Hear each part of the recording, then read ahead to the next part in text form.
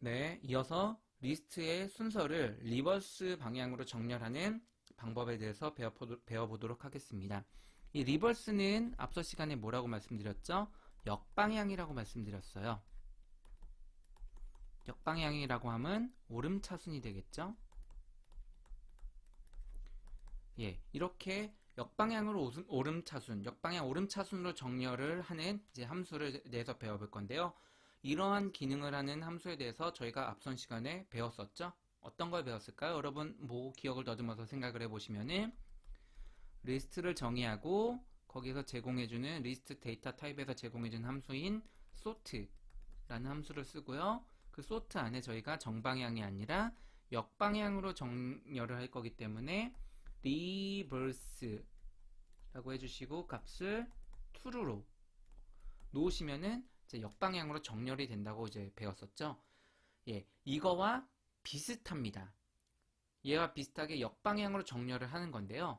기존에 있던 sort 함수는요, 어떤 값을 기준으로 했죠? 물론 저희가 key라는 이제 이름을 넣고 거기다가 여러 가지 값들을 넣어서 저희가 원하는 정렬의 기준을 정의를 할 수도 있었지만요. 원래 sort 함수는 디폴트로는 값을 기준으로 정렬을 하게 됩니다. 값이요. 뭐 길이가 그 데이터의 길이, 데이터에 들어있는 값 자체, 이렇게 뭔가 값을 기준으로 정렬을 하게 되는데요. sort 함수는요. 저희가 이번 시간에 배우는 리버스라는 함수는 값이 아닌 인덱스를 기준으로 이제 내림차순을 하는 거예요. 오름차순, 역방향으로 뒤집는 거예요.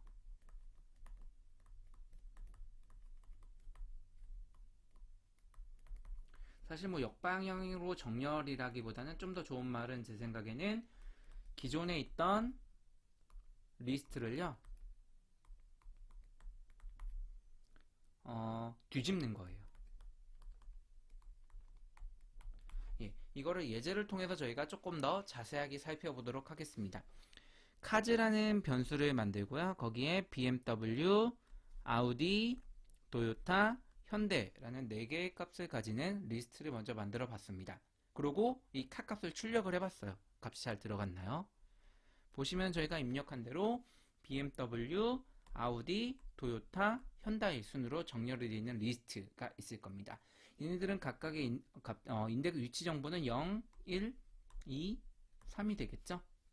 그러면은 저희가 이렇게 만든 카라는 리스트를요, .reverse라는 함수를 이용해서 뒤집어 봤어요. 그러면 얘는 어떻게 뒤집힌다고 말씀드렸죠? 기존에 있는 리스트를 뒤집는다. 한마디로 인덱스 기준으로 역방향으로 정렬을 한다고 했어요. 이 인덱스 기준으로 봤을 때 얘는 3으로 해서 제일 컸던 인덱스가 위치 정보가 제일 커서 제일 마지막에 나왔던 값인데요. 현다이가 그거를 맨 앞으로, 그 다음 순서에 나왔던 토요타를 그 다음 앞으로, 그 다음에 아우디, 그 다음에 BMW인 것처럼 값을 기준으로 이렇게 정렬해주는 sort와 다르게 그냥 기존에 있던 리스트를 인덱스 기준으로 역방향으로, 이제 말을 어렵게 하면 이렇게지만 여러분 조금 더 이해하기 쉬우면은 그냥 아무런 기준도 없이 기존에 있던 리스트를 그냥 뒤집어 버린 거예요. 순서를요.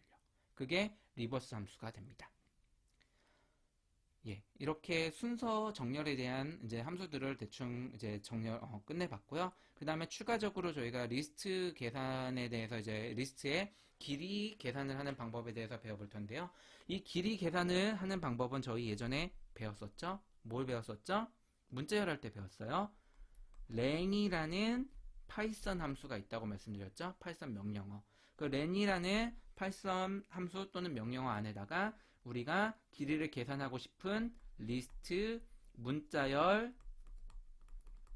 또는 뭐 리스트와의 조금 상위 개념인 시퀀스, 데이터 뭐 이런 애들을 넣어주면은 걔네들이 가지고 있는 원소의 개수가 출력이 된다고 이제 반환된다고 이제 말씀드렸었죠.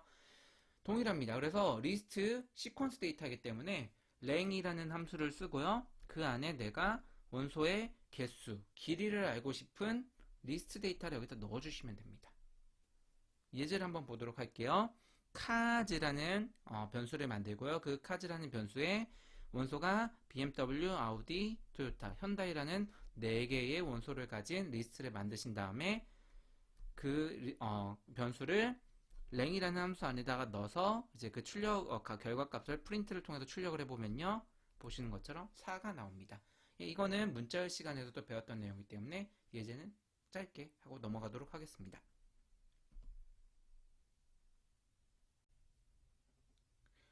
네, 이번에는 리스트의 값의 개수를 세는 방법에 대해서 배워보도록 하겠습니다. 예, 이 값의 개수를 이제 세는 방법은요, 리스트 함수에서 이제 제공해주는 함수예요. 이제 count라고 불리는 함수인데요.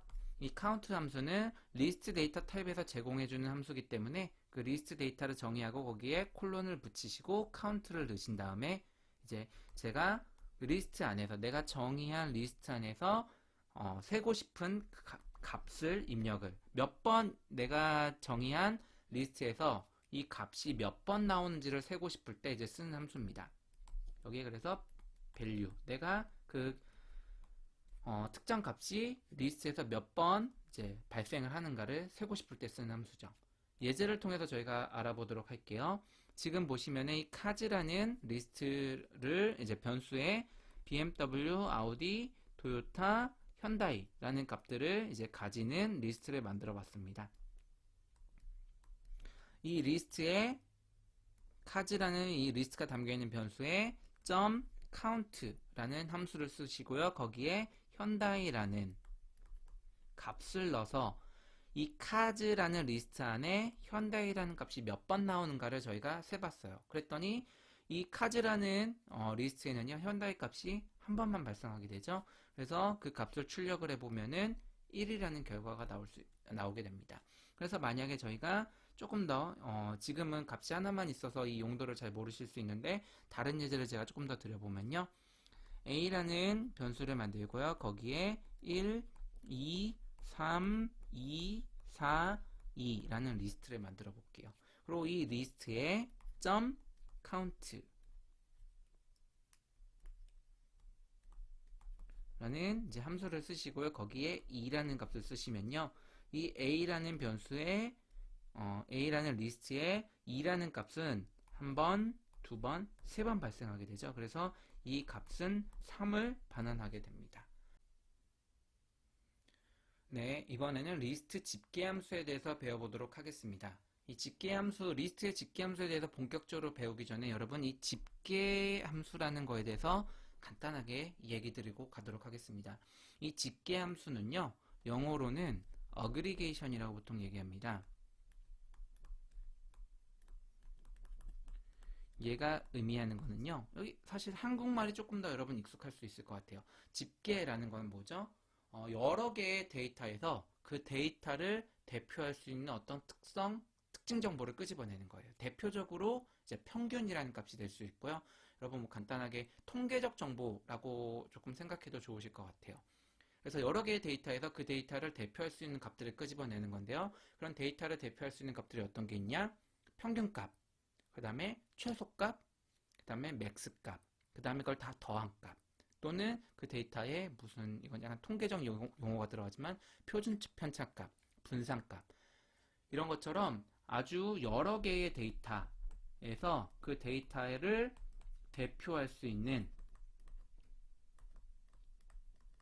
하나의 값,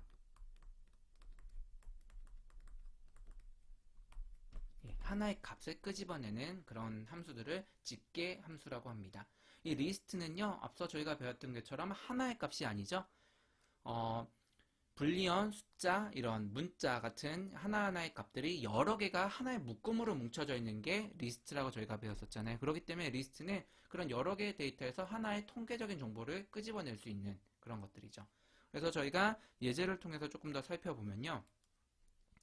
먼저 digits라는 변수를 만들고요. 거기에 0부터 뭐 0, 1, 2, 3, 4, 5, 6, 7, 8, 9 여러 개의 값, 제 생각엔 10개의 값이겠죠. 10개의 값을 이제 원소를 가지는 리스트를 만들어 봤습니다. 그렇게 여러 개의 데이터를 가지고 있는데 데이터 하나 셋에서 이제 하나의 대표하는 값을 저희가 이제 끄집어내 볼 텐데요. 그때 쓰는 방법들이 이제 min, 저희가 앞서 설명드렸던 최소값, 그 다음에 최대값, 그 다음에 얘네를 다 더한 값, 이런 값들을 이제 저희가 함수를 이용해서 써볼 건데요.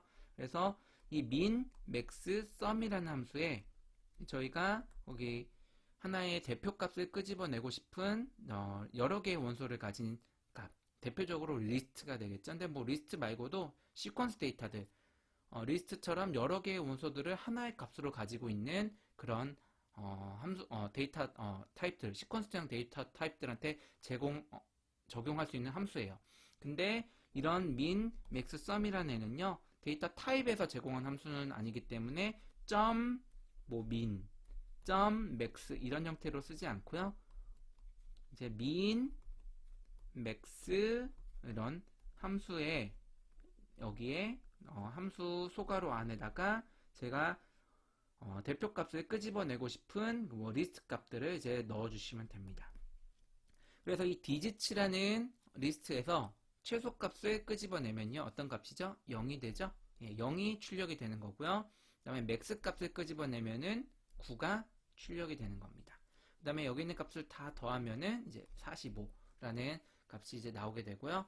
그 외에 앞서 제가 뭐 간단하게 말씀드린 것처럼 이제 min 이라는 함수도 존재를 하고 이제 이렇게 평균값, 중간값 뭐 이런 여러 가지 데이터셋에 쓸 대표하는 하나의 값을 끄집어내는 그런 게 집계함수라고 이제 불립니다. 네, 이번에는 리스트의 복사에 대해서 배워보도록 하겠습니다. 이 복사는 뭐 별로 색다른 개념은 아니고 여러분이 흔히들 알고 계신 카피예요. 뭐 워드 작업하다가 컨트롤 C, 컨트롤 V에서 어디다 갖다 붙여 쓰잖아요. 그런 뭔가 리스트의 값을 컨트롤 C, 컨트롤 V 하듯이 이제 복사해서 새로운 변수를 만드는 거를 리스트 복사라고 합니다. 예를 들어서 A라는 변수에 저희가 1, 2, 3이라는 값을 가진 리스트를 이제 할당해놨다고 하면요. B라는 변수를 만들고요. 그 B라는 변수에도 A에 있었던 값을 복사해서 똑같이 1, 2, 3이라는 값이 되도록 저장이 되도록 B라는 변수에 이제 만드는 거를 리스트의 복사라고 말합니다. 예제를 통해서 조금 더 자세히 살펴보도록 하겠습니다. 먼저 X라는 변수를 만들고요. 거기에 A, B, C라는 문자를 원소로 가지는 리스트를 만들어 보았습니다. 그 다음에 이 X라는 리스트에 있는 값을 저희가 Y에 카피를 할 건데요. Y에 카피하는 방법은 아주 쉽습니다. 저희 배웠던 할당 영산자 써주시고요. 그 Y라는 변수에 내가 넣을 값이 담겨있는 변수를 써주시면 돼요. 그러면은 X에 있던 이 A, B, C라는 값이 복사가 돼서 B라는 변수에 저장이 되게 되는 겁니다. 네, 여기서 여러분께 한 가지 더 보여드릴 게 있는데요. 어떤 게 여러분한테 좀 더 유저한지 모르겠어요. 잘 받아들여질지 모르겠는데 사실 Y 이제 먼저 코드를 먼저 저희가 보면서 말씀드리면요. Y의 변수에 담겨져 있는 1번 인덱스에 해당하는 값을 저희가 Z로 바꿔봤어. Z로 이제 변화시키는 거죠. 앞서 저희가 문자열과 리스트에서 배웠던 것처럼요. 그러면 기존에 있던 X의 값을 저희가 복사해서 Y에 넣기 때문에 Y에도 동일한 A, B, C 값이 이렇게 리스트가 저장이 되어 있을 거예요. 그러면은 이 리스트에는 인덱스가 어떻게 되어 있죠? A는 0, B는 1, C는 2라는 인덱스를 가질 건데요. 그 중에서 1번 인덱스 B에 해당하는 값을 저희가 Z로 바꿨어요. 맞죠? Z로 바꾸시면은 Y에 있는 리스트의 값을 바꿨기 때문에 Y에 이제 저장이 되는 값은 A, Z, C가 저장이 되겠죠? 뭐 맞나 한번 보도록 할까요? 프린트 Y를 해봤어요. 프린트 Y를 하시면은 보시는 것처럼 가운데 값이 B가 아니고 Z가 되는 걸 확인하실 수가 있습니다. 근데 저희가 Y의 값을 바꿨죠. Y라는 변수에 들어져 있는 값을 바꿨죠. 그리고 나서 X의 값을 한번 출력을 해보세요. Y 값은 바뀌는 게 당연하죠. 근데 X의 값을 출력을 해보시면요. 이상하게 X의 값이 A, B, C가 아니에요. 나는 X 변수에 담겨져 있는 값을 수정한 적이 없는데 X의 값도 Y 값처럼 B가 아닌 Z로 값이 변경이 되었습니다. 예, 이런 좀 색다른 현상에 대해서 제가 설명을 좀 더 자세히 네, 앞서 말씀드린 이상한 현상에 대해서 저희가 좀 더 보도록 할게요. 근데 그 이상한 현상을 저희가 배우기 전에는 말씀드리기 전에 앞서 배웠던 내용, 변수의 내용을 조금 더 저희가 짚고 가야 돼요. 한번 앞서 배웠던 변수의 내용에 대해서 저희가 다시 한번 생각을 해볼게요.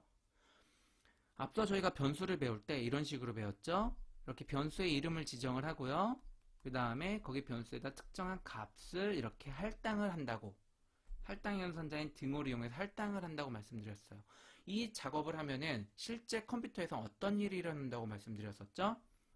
컴퓨터에 메모리라는 데이터를 저장하는 공간이 있다고 말씀드렸어요. 메모리. 그 메모리는 근데 이제 아주 큰 공간이에요. 뭐 여러분 컴퓨터 요즘 노트북은 뭐 8기가, 16기가 이런 식으로 뭐 총 램이라고도 부르죠. 그런 큰 공간이 있고요. 그 공간에는 고유한 여러 가지 구간들이 있어요. 영역들이 있고요. 그 각각의 영역들은 고유한 주소값을 가져요. 뭐 x, y, z, 뭐 a, b 이런 식으로요. 각각의 고유한 주소값을 가지게 됩니다. 여러분이 a라는 변수를 쓰고 거기에 특정 값을 할당을 하시게 되면 어떤 일이 일어나면요. 메모리라는 공간에 특정 주소가 지정이 되고요. 그 주소 안에 값이 1이라는 값이 이진의 값으로 0과 1의 값으로 이진수로 변환이 돼서 저장이 되게 돼요. 그리고 이 메모리는요. A라는 변수 통해서 접근할 수 있도록 이런 관계가 생기게 됩니다. 그래서 여러분이 A라는 변수 이름을 컴퓨터에서 쓰시게 되면은 실제로는 여기에 매핑되어 있는 이 X라는 메모리 주소에 접근해서 거기 있는 값에 접근이 되게 되는 거예요. 이게 기본적으로 여러분이 변수에 때 배운 내용들이에요. 근데 이런 변수들을 여러분이 이제 호출해서 쓰시게 되겠죠? 예를 들어서 뭐 저장을 하신 다음에 print A 이렇게 여러분이 출력을 하시게 될 텐데 그럴 때는 아까 말씀드린 것처럼 A라는 주소에 매핑되어 있는 메모리 주소값을 통해서 접근하기 때문에 그 메모리 안에 있는 값을 가져와서 1이라는 값이 출력이 되게 되는 겁니다. 이렇게 뭔가 값에 접근을 하는 거를요. 콜이라는 과정이라고 얘기를 해요. 근데 복사라는 과정도 결과론적으로는 기존에 있던 메모리 있죠? 변수에 저장되어 있는 값에 접근을 해서 그 값을 가져와서 이제 이런 코드가 되겠죠. 그러면은 b라는 변수는요. a라는 변수에 담겨져 있던 이 값을 접근을 해서 가져올 거예요. 이제 복사도 그래서 한마디로 a라는 변수에 접근을 한 다음에 그 값을 이제 가져오게 되는 건데 그런 특정 변수에 접근하는 거를 콜이라 그래요. 근데 이런 콜은요. 두 가지 방식이 있어요. 어떤 방식이 있냐? call by reference 그 다음에 call by value가 있어요. call by reference라는 건 뭐냐면요. 저희가 아까 봤던 a라는 변수의 이름이 x라는 메모리 주소를 가르치는 이거를 reference라고 그러거든요. 주소를 가르치는 거예요. 그래서 call by reference는요. 이 주소 값을 이용해서 복사를 하게 되는 거예요. 그러면은 어떻게 될까요? 이 주소 값이 a라는 변수가 바라보는 메모리의 주소 값을 복사를 하기 때문에요. b라는 변수도 a라는 변수와 동일한 메모리 주소 값을 바라보게 돼요. 참조하게 되는 거죠. 예, 이렇게 되는 거예요. 그러면 여러분 아까 이제 조금 감이 오실지 모르겠어요.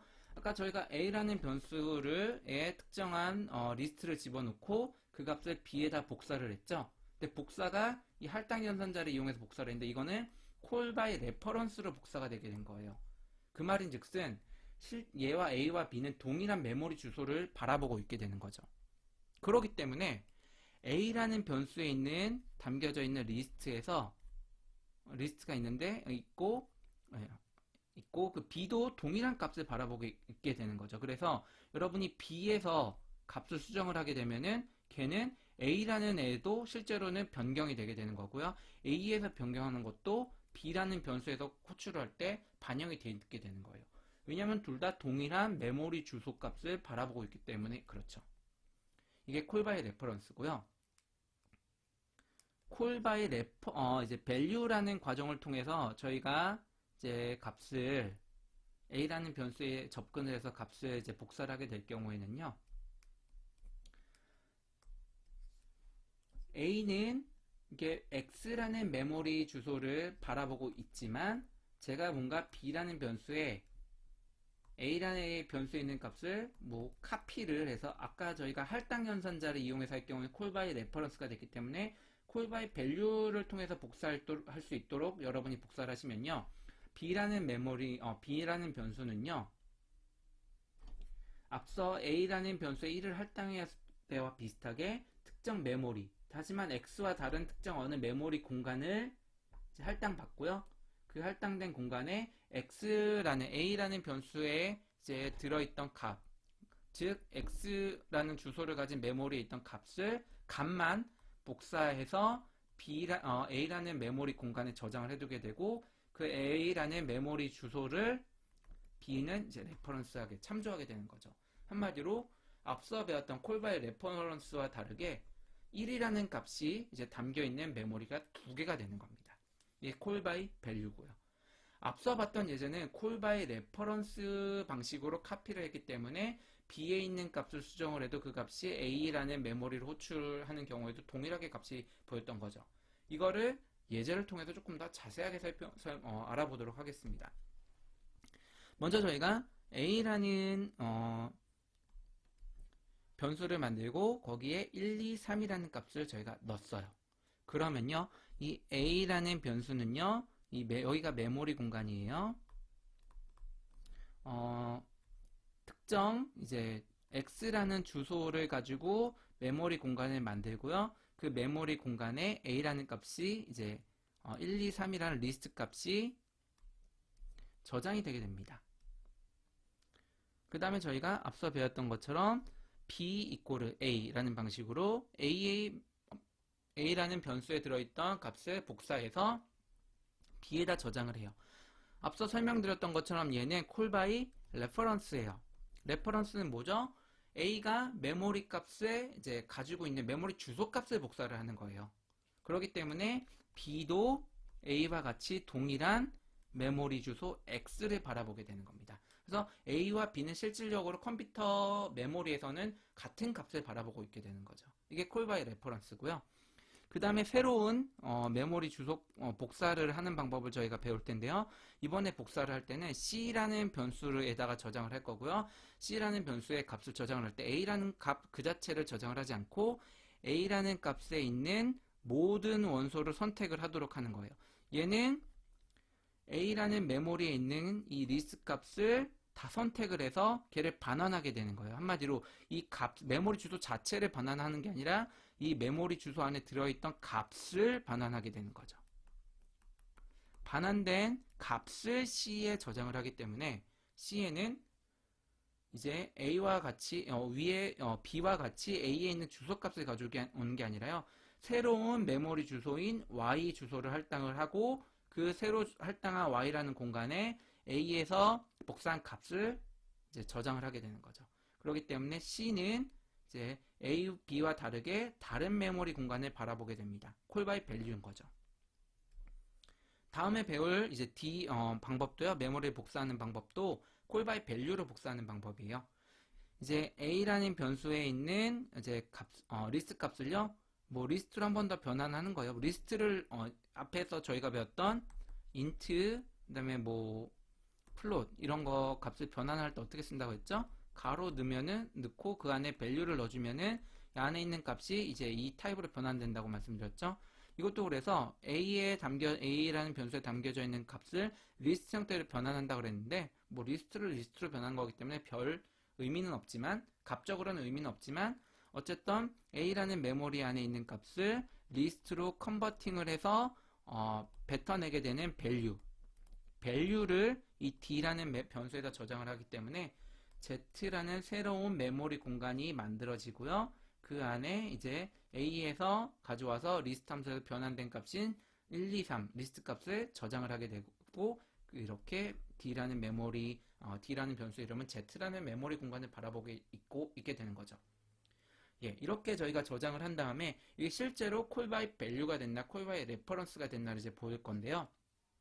그걸 보는 방법은 체크하는 방법은 is라는 연산자를 쓸 거예요. is라는 연산자는요. 앞에 있는 값과 뒤에 있는 값이 동일한 메모리 주소를 바라보고 있는가 라고 물어보는 거고요. 그 결과로서 불리언인 true 또는 false로 결과값을 리턴을 해주는 그런 함수입니다. 그래서 먼저 A라는 변수와 B라는 변수는 같은 메모리를 바라보고 있는가 하고 물어봤을 때는 같은 메모리 주소를 바라보고 있죠. 그렇기 때문에 true가 나오게 되는 거고요. 다음에 A라는 변수와 C라는 변수는 동일한 메모리를 바라보고 있는가. 어때요, 여러분? A는 X라는 메모리 주소를 바라보고 있고 C는 Y라는 메모리 주소를 바라보고 있죠. 같지가 않죠. 그렇기 때문에 false가 나오게 되는 겁니다. 다음에 이거는 is는 우리가 앞서 배운 거지만 not은 요거는 뭐였죠? 논리연산자였죠. 논리연산자 중에서도 true인 결과는 false로, false인 결과는 true로 바꿔주는 그런 연산자예요. 그래서 A is not D, A와 D가 같은가? A와 D는 메모리 주소가 다르죠? 그렇기 때문에 원래는 false인데 not을 붙였기 때문에 false가 true로 바뀌어서 결과값은 true가 리턴이 되는 것을 확인하실 수가 있습니다. 이게 is는요, 앞서 말씀드린 것처럼 메모리 주소가, 그 변수가 바라보고 있는 메모리 주소가 동일한가 를 물어보는 거고요. 이 저희가 앞서 배웠던 비교연산자들 있죠? 이 비교연산자들은요, 메모리 값이 동일한가를 바라보는 게 아니라 그 메모리 안에 들어있는 값이 같은가, value를 기준으로 값을 비교를 하게 됩니다. 그래서 AB, AC, AD 이 세 가지 케이스 모두 다 true가 되는 겁니다. 어차피 다 ABC 안에 메모리 주소는 다르지만 1, 2, 3이라는 리스트가 저장이 되어 있기 때문이죠. 네, 리스트 복사. 앞에서 뭐 call by reference니 call by value니 해서 여러분 어려웠었죠? 헷갈리죠? 네, 그래서 조금 더 예제를 통해서 좀 더 이해를 해보도록 하겠습니다. 이번에도 이번에도 리스트의 데이터를 복사하도록 할 건데요. 이번에는 myFoods라는 변수를 만들고요. 그 안에 피자, 치킨, 파스타 이렇게 세 가지의 원소를 가지는 변수를 만들어 봤습니다. 원소의 리스트를 가진 변수를 만들어 봤습니다. 그 다음에 그 값을 복사를 할 거예요. 근데 복사를 할 때 앞서 저희가 배웠던 A equal B 이건 어떻게 복사가 된다 그랬죠? call by reference라고 메모리 주소를 복사한다고 말씀드렸죠. 근데 저희는 그래서 이렇게 할당 연산자 동일한 값을 그냥 할당을 해서 복사를 하는 게 아니라 이번에 아까 배웠던 사례 중에서 이제 두 번째 사례인 myfood라는 리스트에 있는 값들을 모두 다 선택을 해요. 선택을 하면 선택된 값이 반환이 될 거고요. 그 반환된 값을 friend foods라는 변수에 할당을 했기 때문에 call by value가 되는 거죠. call by value로 저희가 복사를 했습니다. 그 다음에 그 각각의 값들을 출력을 해봤어요.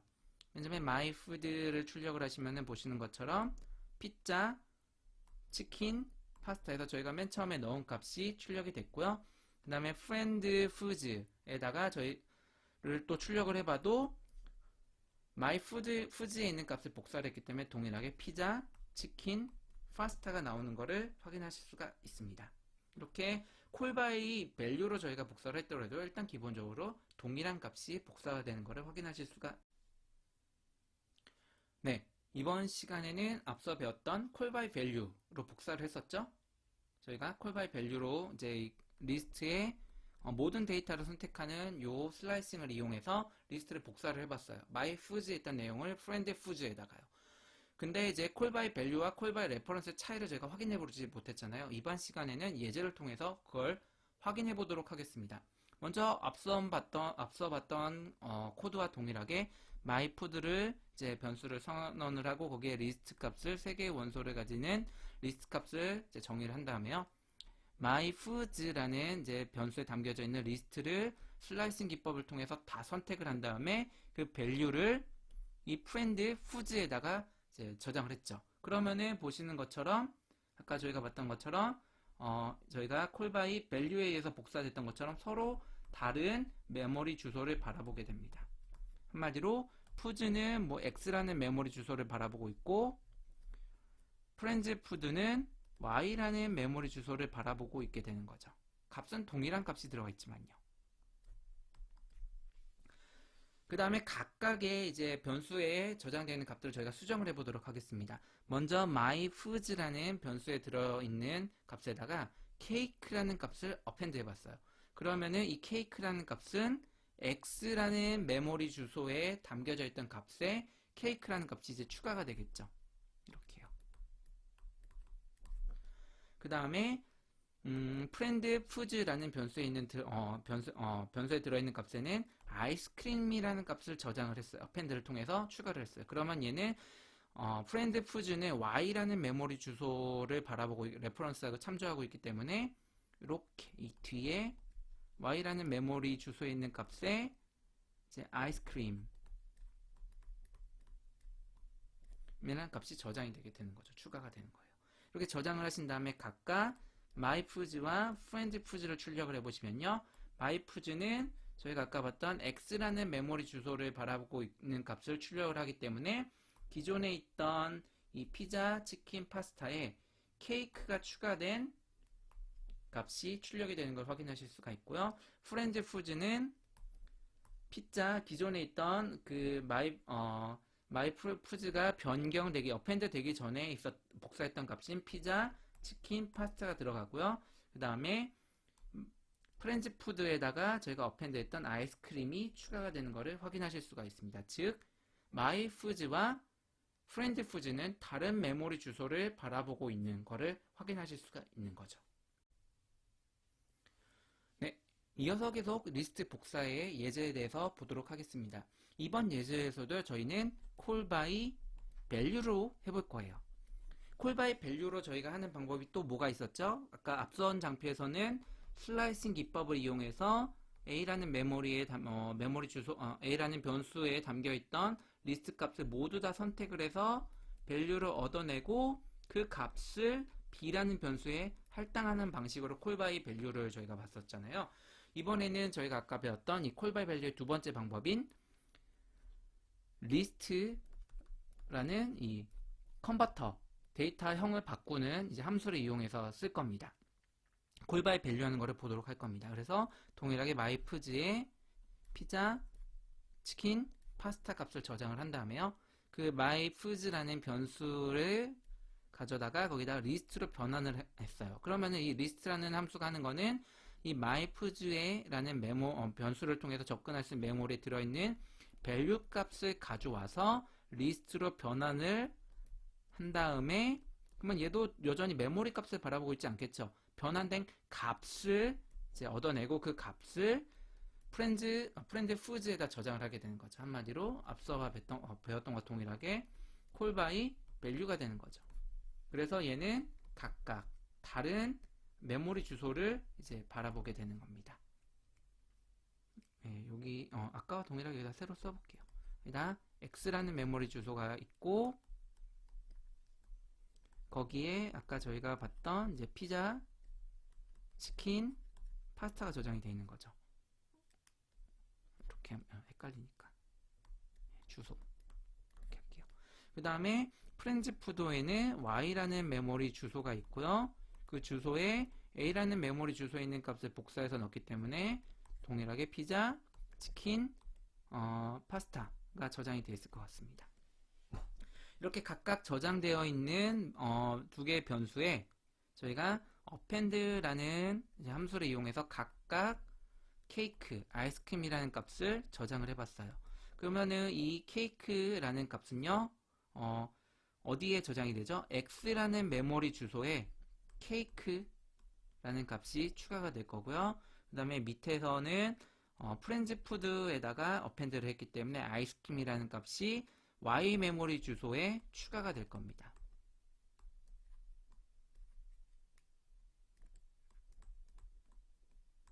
예, 그렇게 저장된 값을 저희가 출력을 해보죠. 그러면은 myFoods는 x라는 메모리 주소에 들어있는 값을 접근할 거고요. myFoods는요, y라는 메모리 주소를 가진 값에 접근을 하게 될 거고, 그 값을 출력을 하시게 되면은 보시면은 맨 처음에 두 값 다 앞에 있는 값들은 복사했기 때문에 동일하지만 뒤에 있는 값들은 각각 케이스, 아이스크림으로 출력이 되는 것을 확인하실 수가 있습니다. 네, 여러분 이렇게 데이터를 저장하는 구조인 자료 구조, 그 중에서도 리스트에 대해서 이것저것 많이 배워봤는데요. 좀 갑자기 어려운 개념들도 많이 나오고 특히 마지막에 리스트의 복사에 의한 콜 바이 레퍼런스, 콜 바이 밸류 방식으로 리스트를 복사하는 방식들에 대해서 배워봤는데요.